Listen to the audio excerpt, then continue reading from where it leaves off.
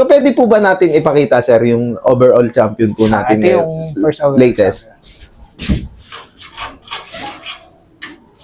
Grabe, napaka. Bali, nestmate din niya yung nag-second overall sa BFCC. Grabe, ang galing. Unang breed ko to. Unang linyada, unang gamit. Unang gamit ng mga sablon line. Grabe, napakagaling na ibon. Ayan, ito. So, ano, sir, ano po yung, ano po niya? Karakteristik naman niya nung nilalaban niyo? Nung nilalaro ko to, nakita ko na siya ng potensyal. Opo. Kasi sa training pa lang, hindi to nauwi ng maganda, hindi to nauwi ng, ng mabilis.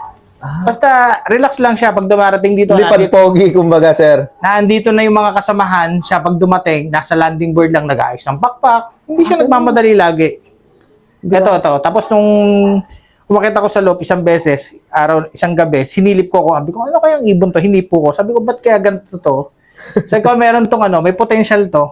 Tama naman. Tama po, ano. So, sa ilang taon nyo pong pagkakarera, talaga nakakabisado nyo na rin po yung mga karakteristik ng ibon. Sa ibon kasi naobserbahan natin. Opo. Kailangan nating makita kung ano yung ginagalaw nila. Opo. At hindi yung sa training, pagdating pa lang, kita natin kung hirap ba sila or hindi. Opo, totoo. Doon pa lang, nakita na natin. So, Ito, dumarating to, yung mga kasabay, mabibilis. Tapos pag dumating, napasok agad. Tapos ito, pag dumating to, tatambay lang siya sa landing board. Tapos, Bali, wala lang. Relax lang. So, sa body conformation niya po, ano po yung mga karakteristik naman niya? Sa physical po? Sa katawan, normal, maganda talaga. Sa Bilog. hipo. Marami naghumipon nito na sabi maganda yung katawan. Opo. Ako naman kasi, hindi ako masyado nagbe-base dati sa katawan. Opo. Ako kasi, tinitingnan ko muna, unang-una, yung pinagmulan nila, yung Opo. line. Race result Oo. po, ano po siya? Yun, tapos, maganda. Tapos yung nanay nito, napakagandang ibon. Crush ko yun nung nakita ko kay Sir John Bitita. Opo. Ito yung nanay. So bali, po yung nanay. So ano to, mother and father po? Hindi, nakakross yan sa champion ni paring Gilbert. Okay. Yan yung champion ni paring Gilbert ng Allbird sa Ulpa. Ayun. So, try naman po, ikot-ikot naman, ano, sir? Kasi syempre, hindi naman natin alam kung ano magiging resulta ng kalapate pag tayo nag-aalaga. So, subukan natin.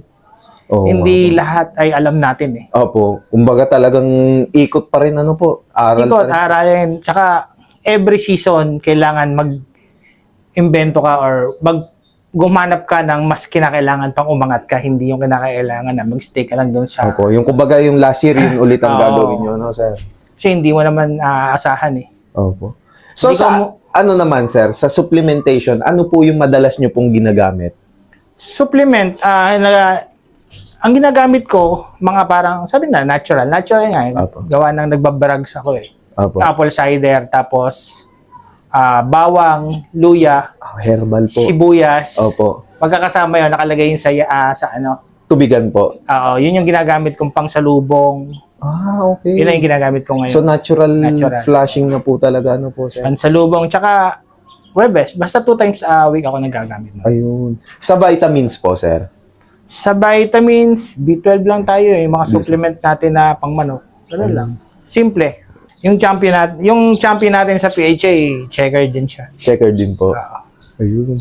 So, bali, sir, yun po, nandito na o na kay sir? Na kay Sir 30 kasi ibibreed niya yun. Ibibreed naman po. Ibibreed niya dun sa champion niya rin. Okay. So, bali, Gagamitin niya. napakasimple ng setup dito ni sir. Ayan. So, bali, ilang pairs po ito ngayon, pang south niya nito, sir?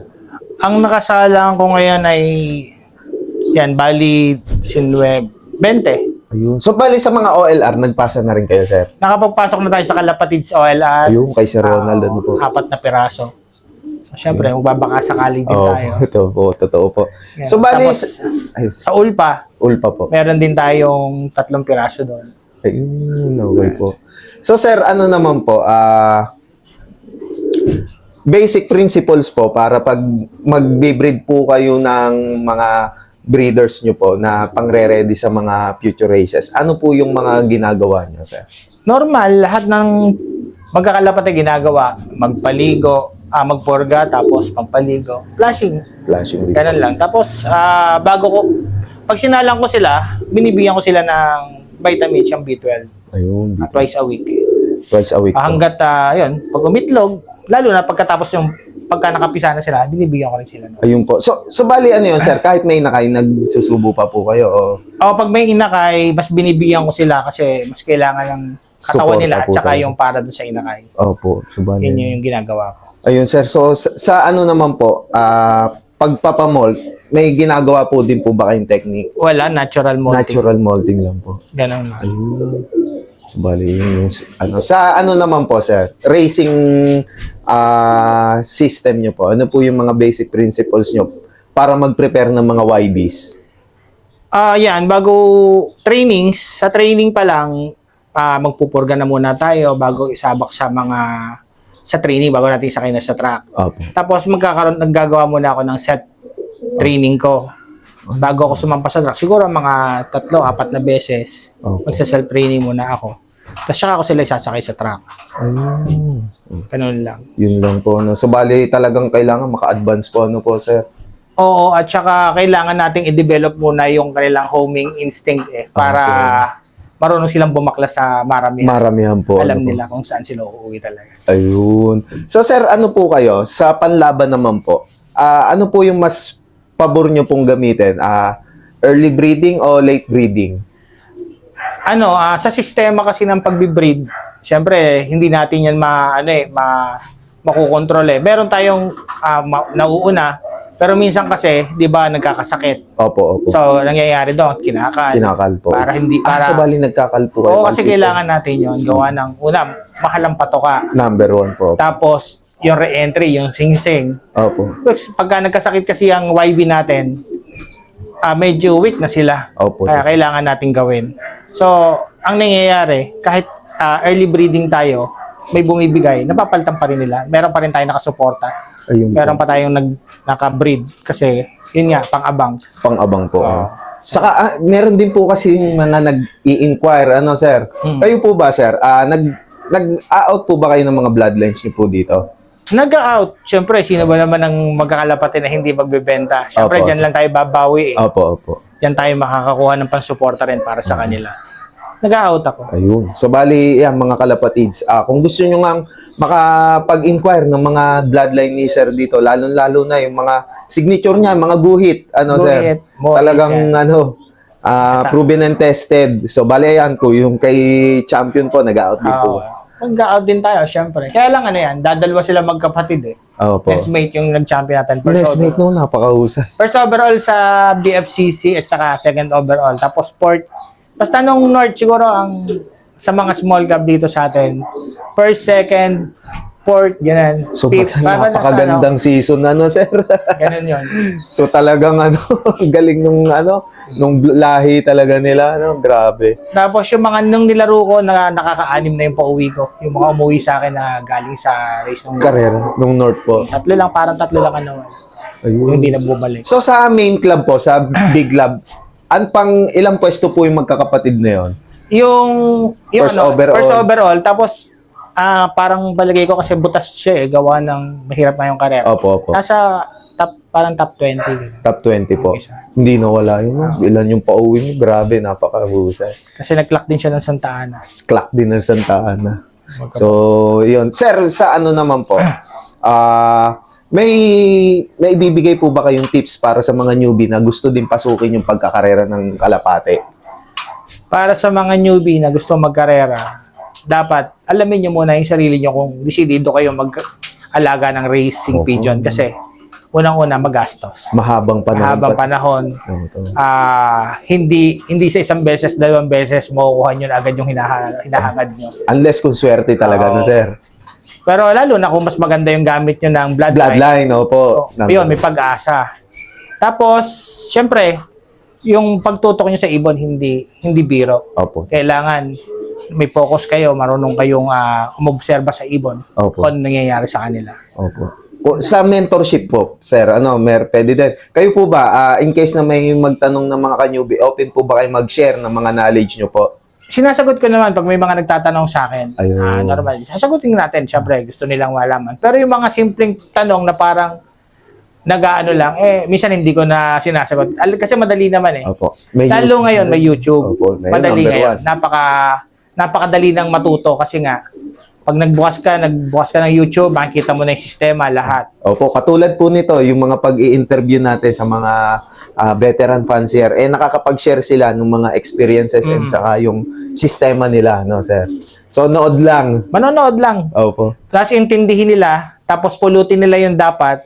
Huwag lahat. Kasi Opo. hindi lahat ng binablog may totoo at may tama sa sinasabi. Opo. Tingnan nyo kung ano yung tama. Tapos try nyo kung magiging successful. Kung mag-click po. Opo. Swerte pagka nag-click sa Loop yung niyo po. napulot. Kasi iba-iba din po tayo ng loop, no, Oo, sir? tsaka Iba-iba. sistema, iba-iba. Iba-iba. Pero hindi nagkakalayo. Opo. Lahat halos magkakahawig. So, nandun na rin talaga, no, sir? Hindi. Konting likot lang, konting search. Oo, ganun lang yan. Ayun. Sa YouTube talaga, YouTube nandun na yun. lahat. Opo. So, ayan, kung gusto nyo mag-inquire kay Sir Brian Stevens ng mga bloodlines niya dito, pwede nyo siyang kontakin sa kanyang Facebook page, ano, sir? So, ayan, naka-flash sa screen yung Facebook page ni Sir Brian. So, sir, meron po ba kayong mga isa-shoutout? Shout out, number 1 sa team namin, Team X. Team X, eh? Oo, tapos sa tropa natin sa Manila, yan, sila Sir Tergy, si Sir Don Ortañez. Ortanya. Ayan. Yan sa PHA yung mga yan. Ayun. So, Mga naging kaibigan natin. Ayun. So, mga... Tapos, yan, basta shoutout sa lahat ng tropa. Shoutout sa mga kalapatids natin sa One Love Race. Tapos yan, shoutout din sa Ulpa. Suportahan din natin ang Ulpa. Napakagandang... So, napakarami ng... napakaganda ng palaro nila. Tapos yung One Love Race nila ngayon, napakamura. Kumbaga, sa gastos, hindi ganun kamahal pero magandang Magandang pa premium. Affordable, affordable, ano po? Opo. totoo. Sabi nga nila, pangmasa, hindi Pangmasa. pangmasakitan. So, Yan. sa mga newbie na gusto mag-try, pwede tayong magpasok sa Ulpa, no, sir? Yung mga taong maraming ibon na hindi makapag-focus, ito yung pagkakataon natin, chance na makapaglaro sa One Loop Race. Suportahan natin yan, yung mga murang One Loop. Kasi pagdating ng oras at naging medyo syempre, bibigat na rin ang labanan. Di natin malalaman kung in the future, pwedeng pasukin na tayo internationally. Aba, ano, sir? kasi ang racing pigeon dito sa Pilipinas, totoo lang, pinakamahirap. Tingin ko para Apo. sa akin, Apo. iba kasi yung weather dito hindi kagaya Terrain, ng weather, ano po? weather sa ibang bansa. Marami nagsasabi na napakahirap dito kasi nga, mainit, tapos naulan, yung mga lugar na dinadaanan. Balik-baligtad ang Oo. hangin, ano po, sir? Ang hangin, paikot-ikot. Isa pang predator, ang lambat. Lambat, ibon, yung mga Ayun, tao, syempre. Mga tao po. So, Ang dami nating kalaban. ayan, masusubukan po talaga. Sa One Love Race, supportahan din natin yung Ulpa. Kasi Ulpa. napakagandang One Love Race yan. Okay. Ngayong May, mag-o-open na sila. Mura. For season 2. Season 2. For season 2. 3.5 million sa halagang 3,000. Opo. Di ba? Saka pa. Yung tayo mga vlogger, libre pa. Narinig-rinig natin. So, subukan din natin, ano, sir? Ayan. So, bale yun. Sir, maraming salamat po sa pagtanggap niyo sa amin dito. Muli, sa inyong love. And then, ayan, hopefully sa mga susunod pang season, magtamasa at humakot ulit ng awards ang inyong love. Oo nga. Sana magtuloy-tuloy para masarap ang pakiramdam. Opo. So, bale, Lagi tayo magpapasalamat sa nasa itaas kung ano man yung mga blessings na binibigay natin. Opo. Binibigay niya para sa atin. Opo. Yan lang naman yun.